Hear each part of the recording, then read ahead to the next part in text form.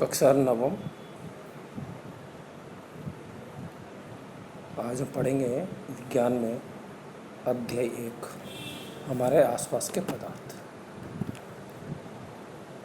अपने चारों ओर जो अपन देखते हैं तो कई प्रकार की वस्तुएं अपन को दिखाई देती हैं और जिनका आकार है, प्रकृति है, आकृति है, बनावट है, ये सब क्या होती है, अलग अलग प्रकार की होती है और इन्हें सामान्य रूप से अपन सब पदार्थ के नाम से या सामग्री के नाम से जानते हैं।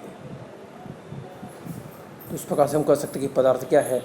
तो पदार्थ जो अपने आसपास की जो चीज़ें अपन को दिखाई देती है, अपन जिसका उपयोग करते हैं, वह सब पदार्थ होते हैं। लेकिन फिर भी अपने की वैज्ञानिक भाषा में पदार्थ की परिभाषा क्या होनी चाहिए।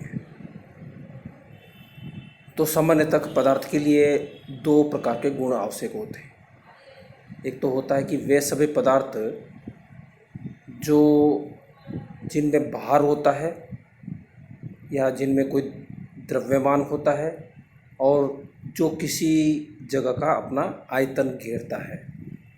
तो जिसमें द्रव्यमान होता है और आयतन घेरता है, वो सब पदार्थ जो है वो पदार्थ कहलाते हैं।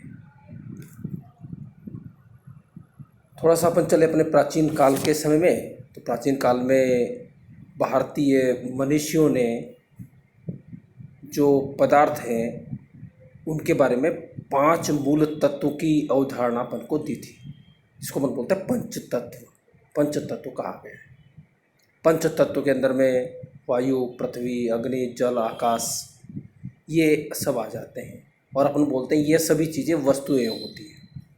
और वर्तमान में भी कह सकते हैं कि जितनी भी वस्तुएं होती हैं पृथ्वी पर, वह सब इन पंच रत्न या पंच तत्वों की ही बनी हुई होती है।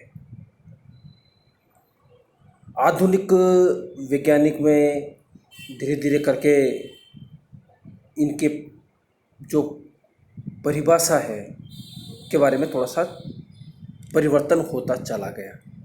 अब आधुनिक विज्ञान में आ जाए तो फिर इस प्रकार के एक दो गुण न कर करके बहुत सारे गुण अलग अलग प्रकार के खोज लिए गए।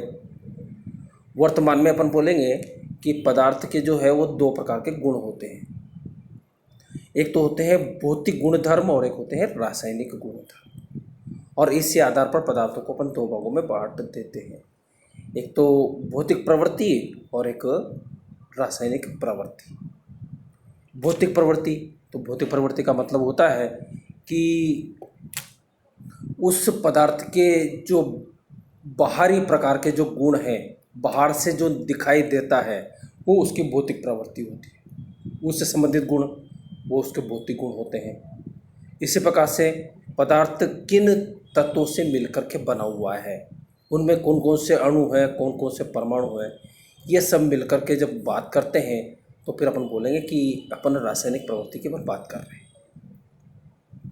तो अपन ने जैसे प्रकार से दो भागों में बांटा, एक तो यहाँ पर रासायनिक स्वरूप, भौतिक स्वरूप और दूसरा रासायनिक स्वरूप। पर पहले करेंगे बात भौतिक स्वरूप की, है ना। भौतिक स्वरूप में कौन कौन सी बातें आती है पदार्थ के बारे में।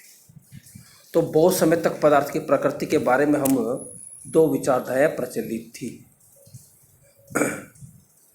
एक विचारधारा से यह मानना था कि लकड़ी के टुकड़े की तरह यहाँ पर यह सतत होता है ना।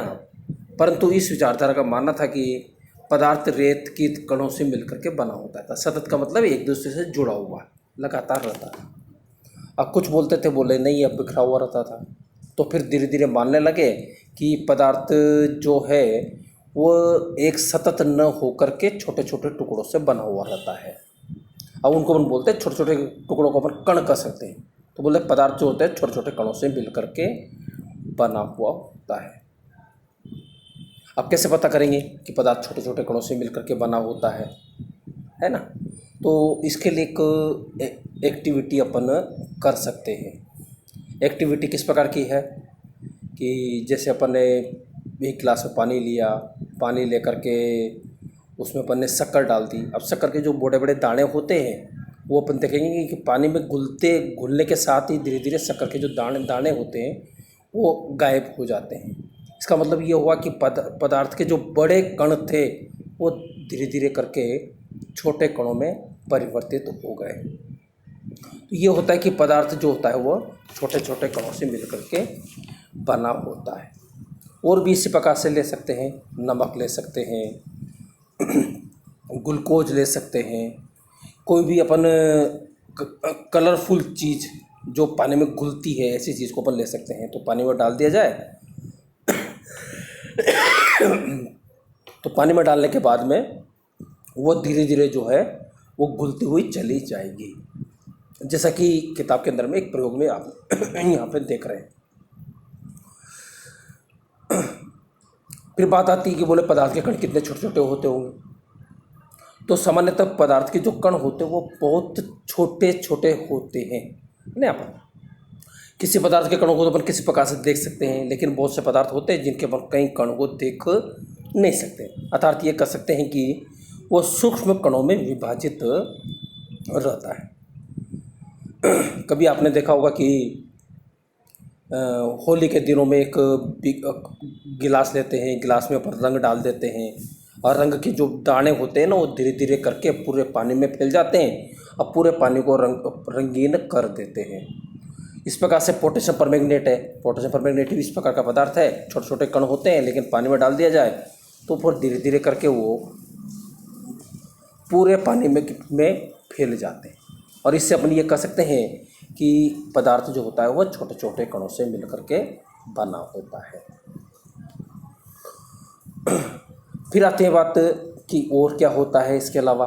तो पदार्थ के दूसरा गुण जो पदार्थ का होता है, भौतिक गुण, यहाँ पर पदार्थ के कणों के बीच में रिक्त स्थान होता है। कोई भी पदार्थ हुआ उसके कणों के बीच में क्या होता है, रिक्त स्थान रहा करता है। और रिक्त स्थान होने की वजह से क्या होता है, वो दूसरे पदार्थों को अपने अंदर में समा लेते हैं। जैसे कभी कभी अपन कहें कि एक गिलास है, गिलास में अपने रेत भर दी और रेत भरने की बात कहें कि रेत ये तो फुल हो गया, इसमें कुछ जगह नहीं है, पर फिर भी अपन उसमें पानी डालेंगे तो शायद हो सकता है कि पानी जो है उसके अंदर में चला जाएगा। पानी अंदर क्यों चला गया, इसका मतलब ये था कि रेत के जो कण थे उनके बीच में छोटा छोटा स्थान था, इसके वजह से अपन को ये पता चला। कभी कभी अपन मिट्टी लेते हैं, मिट्टी को अपन पानी के अंदर में डाल दें तो मिट्टी में से पानी के बुलबुले निकलने लग जाते हैं। अब बुलबुले कहाँ से आए, इसका मतलब ये हुआ कि जो मिट्टी का जो ढेला था उसमें छोटे छोटे कण पड़े, छोटे छोटे स्थान थे और जिनके अंदर में वायु भरी हुई थी। लेकिन जैसे ही अपन ने पानी के अंदर में डाला तो पानी उस जगह पे चली गई, पानी उस जगह पे चला गया और वायु जो है वो बाहर की ओर निकल गई। इससे अपन को ये पता चलता है कि वो जो मिट्टी का जो ढेला था या जो मिट्टी का कण था है ना, यहाँ पर उसके अंदर में छोटे छोटे स्थान थे जिनके स्तर में वायु, यहाँ पर पानी चला गया, वायु बाहर निकल गई। तो ये चीज़ अपन को निश्चित करती है कि पदार्थ के कणों के बीच में हमेशा रिक्त स्थान होता है। अब ये बात अलग है कि ठोस, द्रव और गैस तीनों में किसी में ज़्यादा स्थान हो सकते हैं, किसी में कम स्थान हो सकता है। तीसरा है, पदार्थ के कण निरंतर गतिशील होते हैं। कोई भी पदार्थ होता है उसके कण हमेशा क्या होते हैं, गतिशील होते हैं। आपने देखा होगा हवा है, एक स्थान से दूसरे स्थान पर बहती रहती है। हवा भी एक पदार्थ है, जब पदार्थ है तो ये भी एक स्थान से दूसरे स्थान पर यानी बहती रहती है, गतिशील रहते हैं। कहीं पर अपन इत्र की शीशी खोल देते हैं तो वो उसकी जो खुशबू है वो एक स्थान से दूसरे स्थान पर थोड़ी देर में ही चली जाती है। अगरबत्ती जला देते हैं तो उसकी स्थान वो चली जाती है, खुशबू चली जाती है। तो यानी खुशबू के जो कण होते हैं वो एक स्थान से कहाँ चले गए, दूसरे स्थान पर चले गए। अपन ये कह सकते हैं कि पदार्थ के जो कण होते हैं वो क्या होते हैं, गतिशील होते हैं। यह तो अपने बात करी वायु की, बात करें अब द्रव के अंदर में।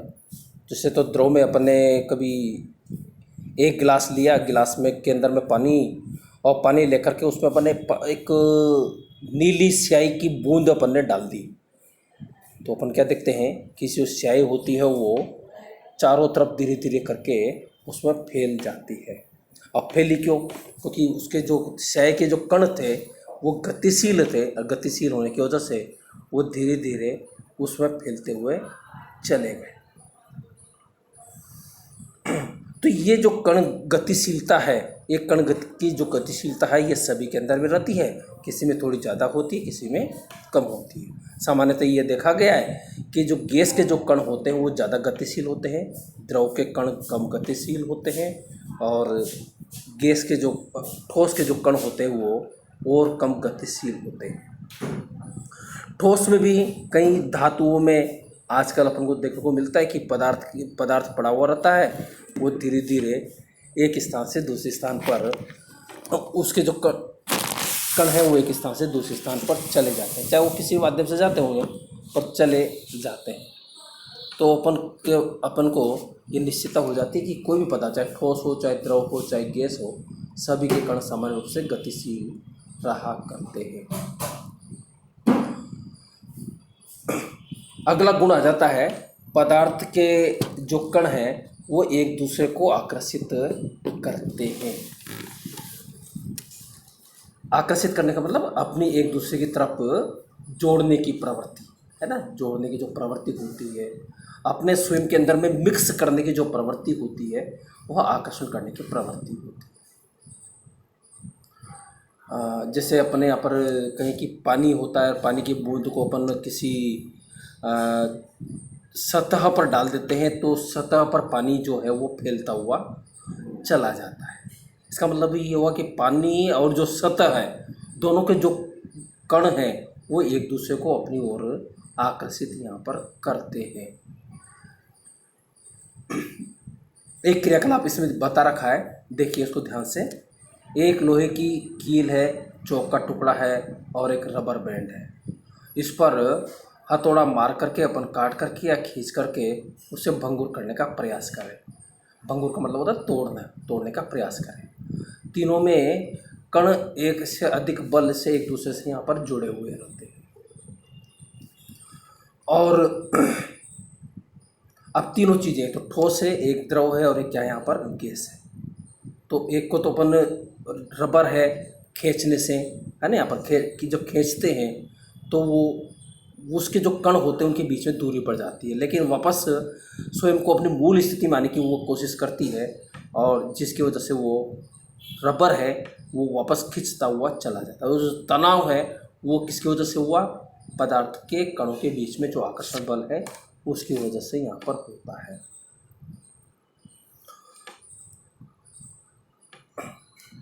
तो ये इस प्रकार के जो सामान्य से गुण है पदार्थ के, वो अपन ने अभी यहाँ पर इसका अध्ययन किया। तो एक तो सबसे पहला था यहाँ पर पदार्थ जो होता है वो सूक्ष्म कणों से मिलकर के बना होता है। दूसरा था पदार्थ छोटे छोटे कणों से मिलकर के बना होता है। तीसरा था अपन ने लिया था पदार्थ के कण गतिशील अवस्था में रहते हैं, है ना। इस प्रकार से अपन ने बात कर। अब अपन बात करते हैं पदार्थ की अवस्थाओं के बारे में, है ना। जो अपने आसपास जितने भी पदार्थ होते हैं वो सब अपन को तीन रूप में, तीन अवस्थाओं में दिखाई अपन को देते हैं। एक तो होती है ठोस अवस्था, द्रव अवस्था और गैसीय अवस्था है। ये अवस्थाएं जो है पदार्थ की अपनी स्वयं की, उनकी कणों के बीच में जो स्थान होता है ना, यहाँ पर कणों के बीच में जो आकर्षण होता है उसके कारण से यहाँ पर रहती है। कोई तो ठोस होती है, कोई द्रव होती है और कोई गैसीय अवस्था में होती है। अब बात करेंगे अपन ठोस अवस्था किसको बोलेंगे, द्रव अवस्था किसको बोलेंगे और गैसीय अवस्था किसको बोलेंगे। तो ऐसे पदार्थ जिनके बीच में, जिनके कणों के बीच में अत्यंत आकर्षण बल होता है, यानी ज़्यादा आकर्षण बल हुआ करता है ना। अब आकर्षण बल ज़्यादा होने की वजह से कण पास पास में रहते हैं। जब कण पास पास में रहते हैं तो वो ठोस अवस्था में रहता है। एक बात तो ये हो गई। दूसरा, ऐसे पदार्थ जो इनका निश्चित आकार होता है और निश्चित आयतन होता है ना। आकार भी निश्चित है और आयतन भी निश्चित है, उनको भी अपन क्या बोलेंगे, यहाँ पर ठोस अवस्था में रहते हैं। दूसरा होता है यहाँ पर ये द्रव अवस्था। द्रव अवस्था किसको बोलते हैं, तो सामान्यतः अपन ने देखा होगा द्रवावस्था, जो सामान्य रूप से तो अपन ये बोलेंगे कि कोई पदार्थ को हमने डाला और वो बहने यदि लग जाता है तो अपन बोलते हैं हाँ ये द्रवावस्था में है। पर सही प्रामाणिक रूप से जब अपन इसकी परिभाषा अपन देना चाहें तो अपन क्या बोलेंगे, तो ऐसे पदार्थ जो आकार में तो निश्चित नहीं होते लेकिन इनका आयतन क्या होता है, निश्चित होता है। जैसे अपन ने ले लिया कि 1 लीटर दूध, अब 1 लीटर दूध जो है वो उसको अपन किसी बर्तन में डालेंगे तो वो जिस बर्तन में डालेंगे उसी प्रकार का उसका आकार हो जाता है, लेकिन आयतन तो वही 1 लीटर ही होता है। यानी उनको जिस बर्तन में डाला जाए उसी प्रकार से वो अपना आकार बदल लेते हैं। यानी कि आकार तो क्या होता है उनका अनिश्चित होता है, लेकिन आयतन हमेशा क्या रहता है, निश्चित रहता है। तो ऐसे जो पदार्थ होते हैं वो क्या कहलाते हैं, वो सामान्य रूप से द्रव कहलाते हैं। अपने दैनिक जीवन में अपन देखेंगे तो बहुत सारी चीज़ें होती हैं। पानी होता है, पानी अब सबसे बड़ा उदाहरण है अपने लिए। इसके अलावा एल्कोहल है, ग्लिसरीन है ना, ये तेल है, घी है, ये सब ठोस अवस्था द्रव अवस्था के अंदर में रहा करते हैं। इस पर और आगे चले अपन तो गैसीय अवस्था की बात करें, है ना। तो गैस अवस्था का जो विशेष गुण है वो आपने देखा होगा, यहाँ पर गैस कहाँ पर नज़र आती है, तो एक तो जैसे चलती है, हवा चलती है तो गैस अवस्था में होती है। कभी अपन देखें तो गुब्बारे में जब अपन मुंह से हवा भर देते हैं तो उसके अंदर में जो हवा होती है वो गैस अवस्था में होती है। अपने घरों में जो सिलेंडर होता है, सिलेंडर में जो गैस भरी होती है ना, वो भी गैस अवस्था में होती है। तो गैस अवस्था का गुण क्या है, तो वह सभी पदार्थ जिनमें आयतन और आकार दोनों अनिश्चित होता है ना, वो सब क्या कहलाते हैं, गैस कहलाते हैं। अपने जो घरों में जो एलपीजी गैस होती है वो भी एक गैसीय अवस्था में होती है, लेकिन उसको संपीड़ित करके रखा जाता है। इसी प्रकार से हॉस्पिटल में जाएंगे तो वहाँ पर ऑक्सीजन सिलेंडर मिलेगा, ऑक्सीजन सिलेंडर के अंदर में भी ऑक्सीजन गैस भरी हुई रहती है ना, और उसको फिर संपीड़ित कर दिया जाए। संपीड़ित का मतलब अधिक तेज मात्रा में उसको उसमें भरा जाता है दाब के साथ में, तो वो सिकुड़ जाती है, उसको बोलते हैं संपीड़ित हो जाना। तो वहाँ पर क्या है कि उसका जो आयतन है वो भी अनिश्चित है, यानी बाहर निकालेंगे तो आयतन अलग हो जाएगा, सिलेंडर में रहेगा तो आयतन अलग हो जाएगा। आकार भी बाहर निकालेंगे तो अलग हो जाएगा और बाहर अंदर रहेगा तो अलग हो जाएगा। इस प्रकार से अपन कहते हैं कि ठोस द्रव गैस तीनों के अंदर में ही यहाँ पर इस प्रकार के भौतिक अवस्थाएं परिवर्तित रहती है। तो अपने बात करी अभी पदार्थ की 3 अवस्थाएं, ठोस अवस्था, द्रव अवस्था और गैस अवस्था। अब एक बार इस चित्र को देखेंगे, यहाँ पर ये चित्र में दिखाया गया। जो ठोस अवस्था होती है उसमें पदार्थ के जो कण होते हैं वो पास पास में होते हैं और एक दूसरे से अधिक आकर्षण बल के साथ में जुड़े हुए रहते हैं। दूसरा दिखाया गया इसमें द्रव अवस्था में जो पदार्थ के जो कण होते हैं वो थोड़े थोड़े दूर होते हैं, लेकिन एक दूसरे से अलग नहीं होते। तीसरी अवस्था है गैसीय अवस्था। इसमें जो पदार्थ के जो कण होते हैं वो बिल्कुल अलग अलग हो जाते हैं और अलग अलग होकर के विभिन्न दिशाओं में गति करने लग जाते हैं। तो ये तीनों अवस्थाएं, ठोस, द्रव और गैस, है ना, तीनों अवस्थाएं जो होती है वो अपन ने आज पढ़ी।